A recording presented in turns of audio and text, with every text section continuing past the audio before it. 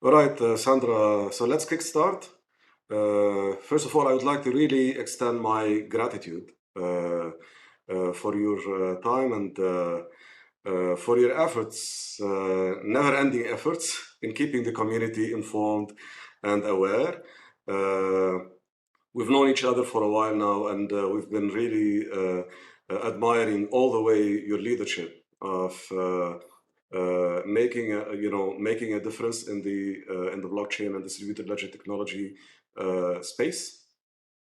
Also, it is really very noticeable the effort that you're doing at multiple fronts, be it with regulators or business networks or in societies and so forth, so on. I won't really be able to describe the effort that you've been doing for a while now at yourself individually as a person, being a person who believes in sustainability at heart, and GBBC as well, who is really very active and advocating technology for good around blockchain and distributed ledger technology.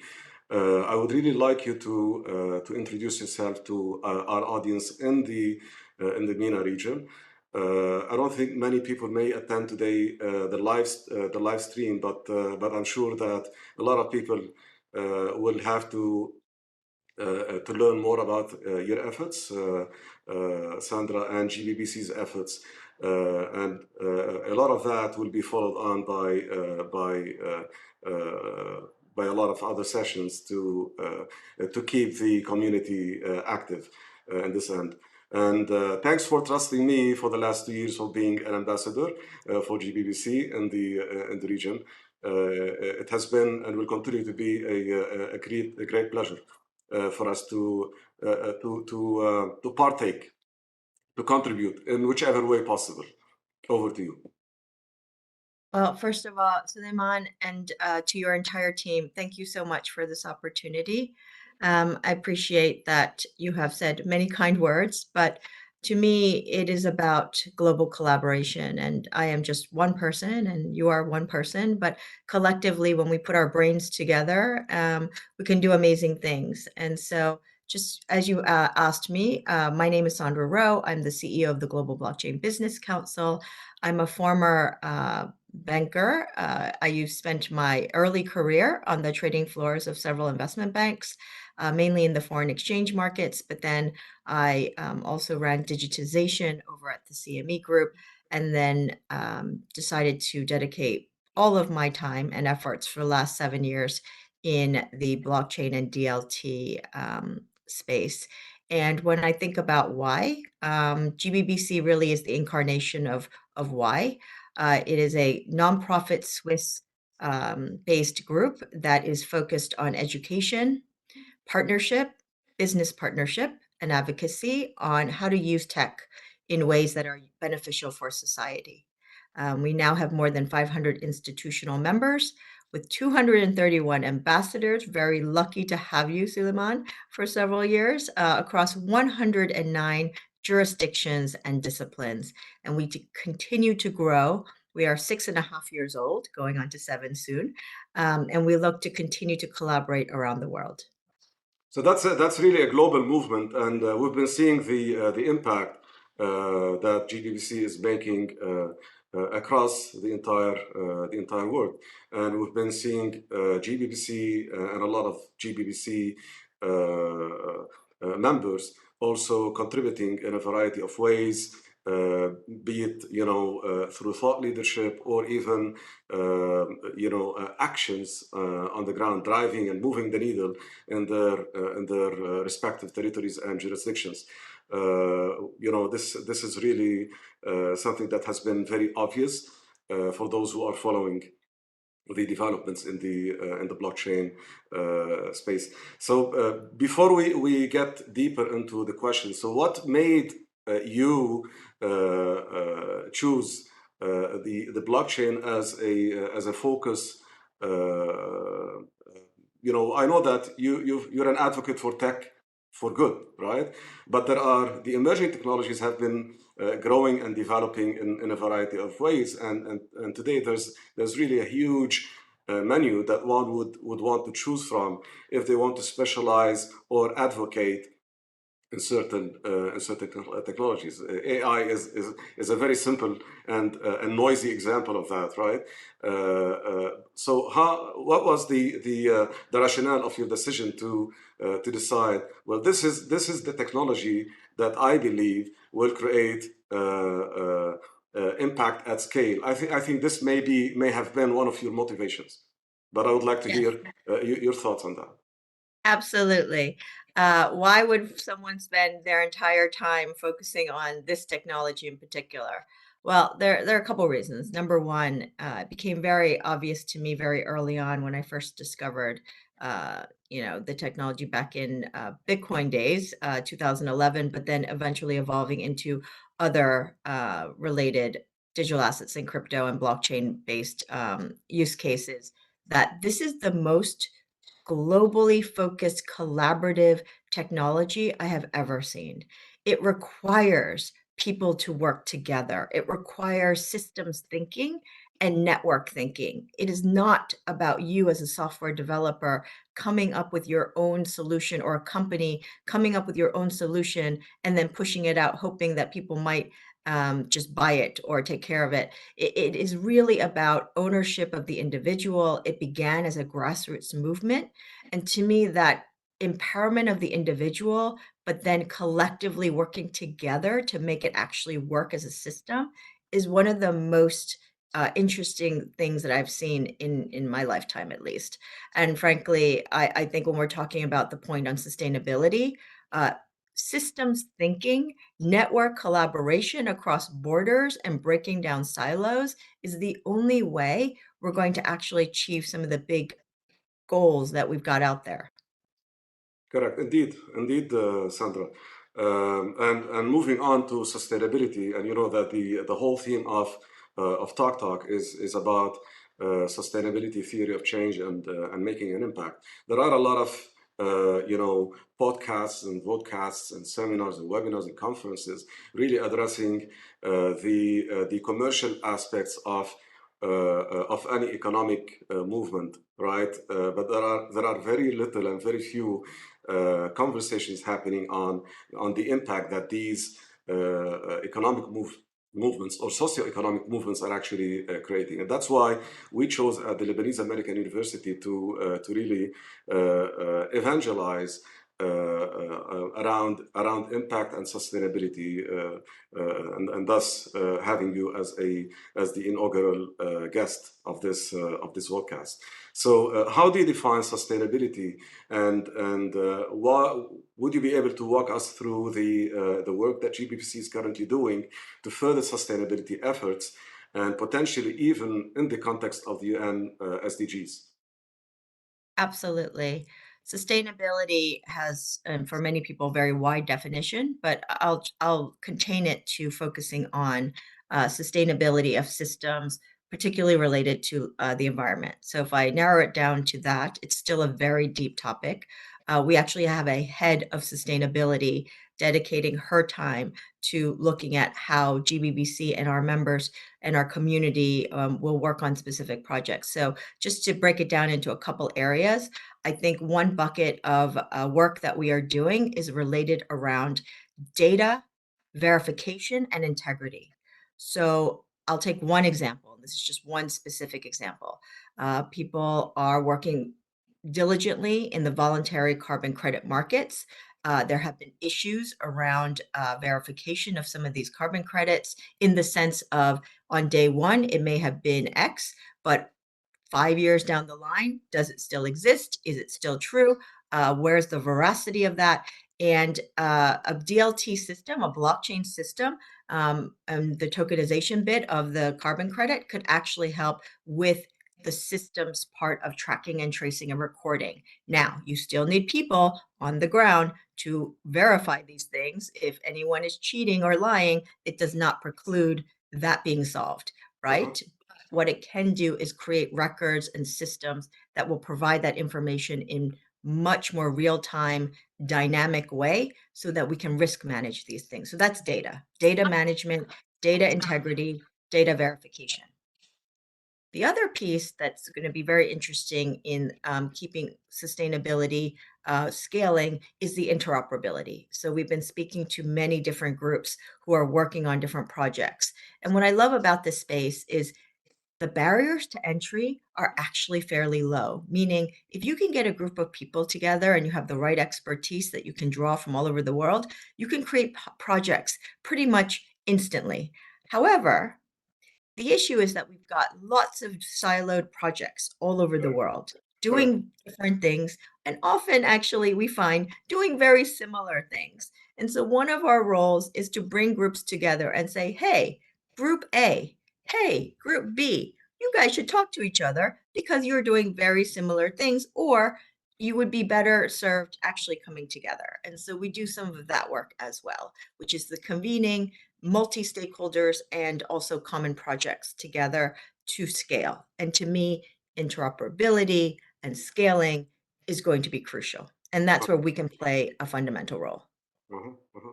So data and interoperability sits at really at the heart of your mission, and facilitating and maybe in many cases even moderating these conversations is a role that you're playing really very efficiently in the ecosystem. And on that same question, Sandra, and that's a personal observation. Why do people get sometimes and maybe oftentimes skeptical about technology, even when it carries in its natural characteristics socioeconomic positive socioeconomic impact? We have been seeing really developments of emerging technologies, but also a growing wave of fear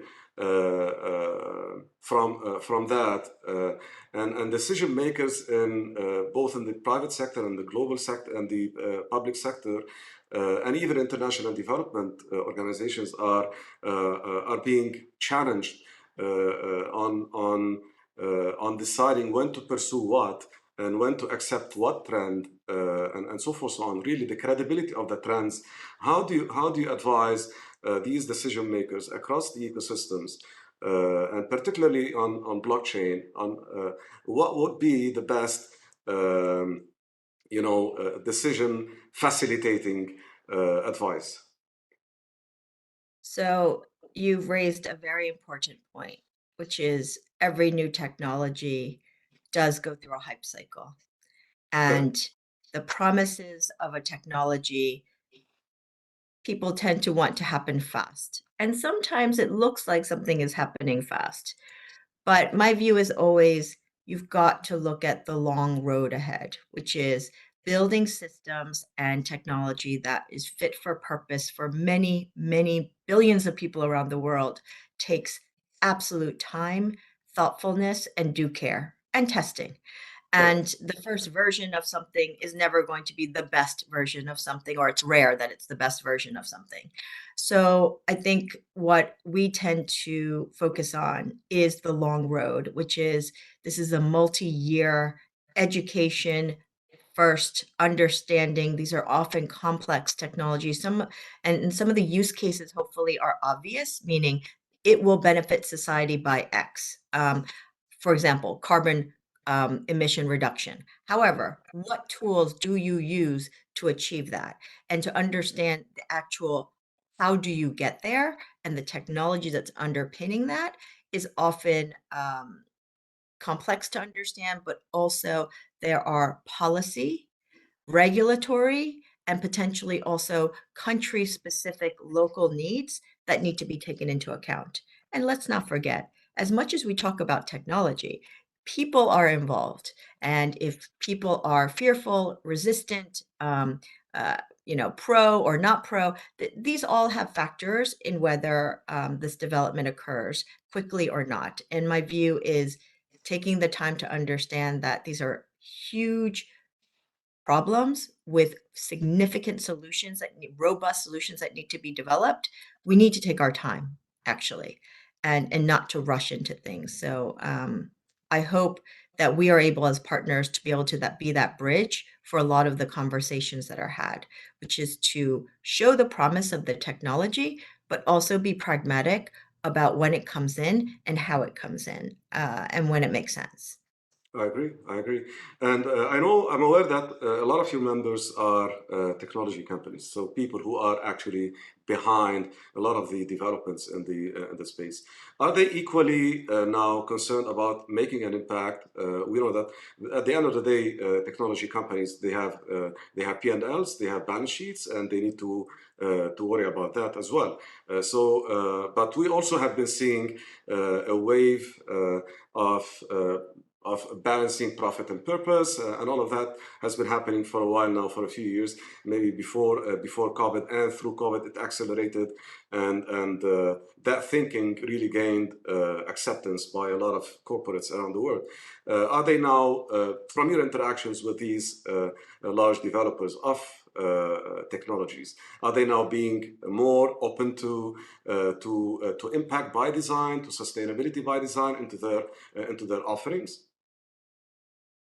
The short answer, at least from a GBBC community standpoint, is in Uh-huh. some ways we are self-selecting in the sense Okay. that I like to call us the collective bright minds and good hearts, in the sense that, yes, they are for-profit enterprises, absolutely. But Mm. does that mean that you negate your responsibility to providing benefits to society and or thinking about your impact on the environment?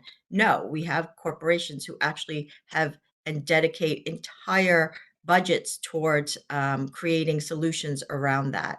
And so we don't think the two are mutually exclusive. You can Right. be a good corporate citizen and do the right thing. And just to give one example, we have something called the Interwork Alliance, which is really focused on a open source, open access token taxonomy framework for anyone to use. By the way, you can go to our website, you can download it. If you want to create a real world asset that is tokenized, we started with voluntary carbon markets. So carbon credits, emissions, and we have several working groups in those areas. And they are led by some of the largest corporations, and they have dedicated their coders, their time, their money to supporting that, so that startups can come in and NGOs can come in, to participate. Right. Uh, what are some of the most impactful initiatives, Sandra, that GBBC is currently involved in that you are most excited about? I mean, you're So excited about each and every initiative that you do. We can see your excitement across.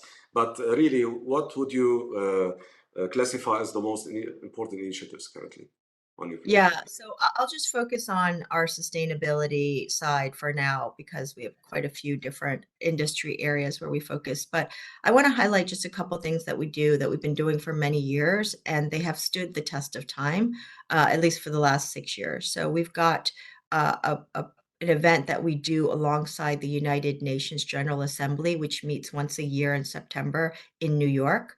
We started actually, this will be our sixth year. We started 6 years ago with what we call GBBC, Blockchain Central UNGA, Okay.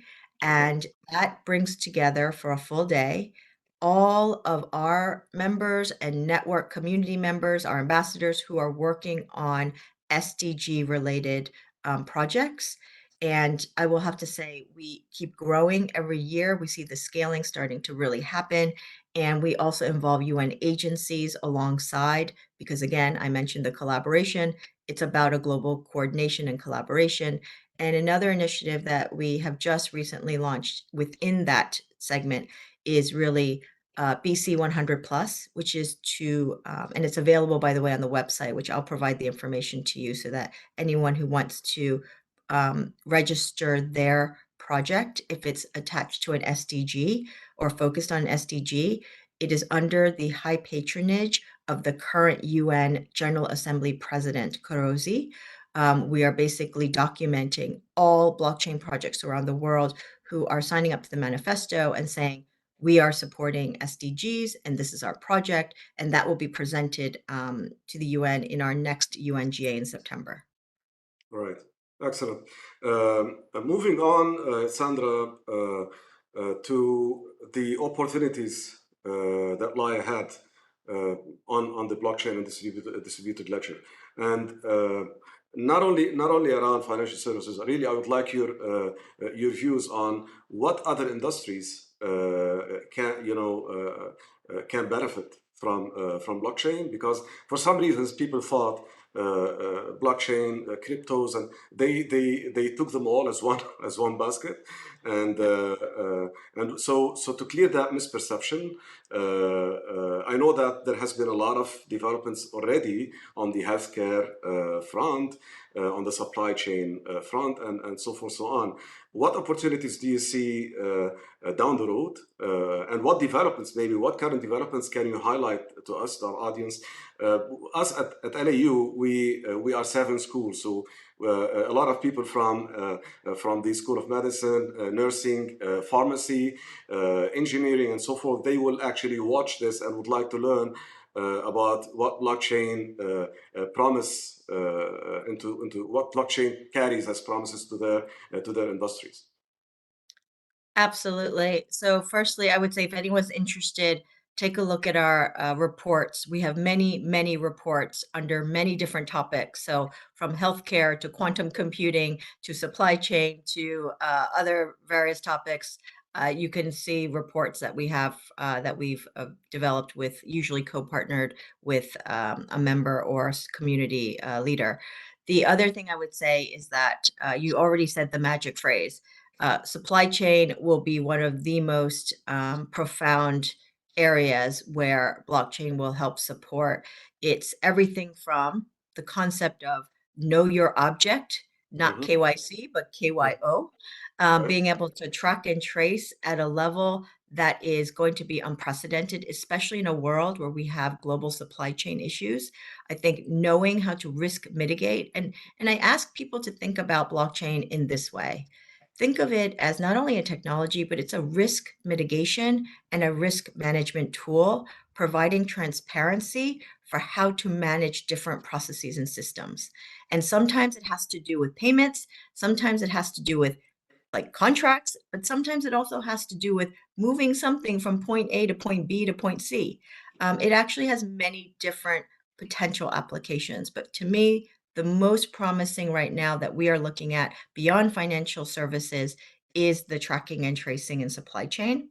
But keep in mind, the other thing that's going to be really interesting about supply chain is not just the tracking and tracing, but then you overlay the payments within Uh-huh. that via Uh-huh. smart contract.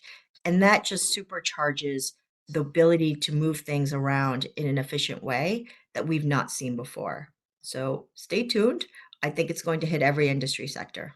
Yeah, yeah, indeed. It has accelerated initially through financial services, but really the use cases that we're seeing on many other fronts, uh, even if publicly they're not being very very spread, but there are certainly significant developments that are happening in a variety of industries. Healthcare and supply chain, I think they come at the top of those developments, if I'm not mistaken, Sandra.